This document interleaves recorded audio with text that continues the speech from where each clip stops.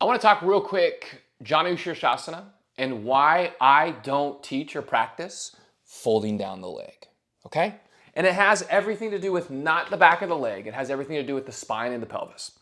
So your spine and your pelvis are basically fused together, right? You have your sacroiliac joints that move very, very little, and we really don't want them to move separately of each other, okay? So when I am right here, okay?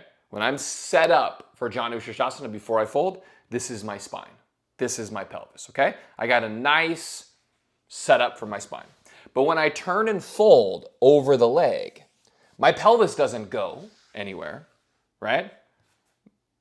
My spine starts to rotate like this, okay? My spine starts to rotate, which then potentially moves one SI joint more than the other, okay? Especially in some disciplines or in some lineages of yoga, what do? As you fold, they even come and press down here. Please, God, don't do that, right? Don't press down here. If that sit bone wants to lift, let it lift, okay? So as you fold, let that sit bone lift if it wants to as you fold, okay?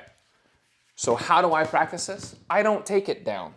I go right down the center and I go here, okay? So my spine and my pelvis can move as one piece, okay? If you have happy SI joints, could you do this and be fine? Yeah, totally. But I still get my hamstring stretch here when I go right down the center. I'm still working the back of my leg. But you may have more open hamstrings than I am, and you may go, you know what? I don't feel anything in that leg when I go down the center. And I'm gonna argue with you and say, you know what? You probably don't need more hamstring stretch. You probably need a little bit more strength. You're probably a little bit more mobile person anyways, so it might actually benefit you even further by keeping the pelvis and the spine working as one piece.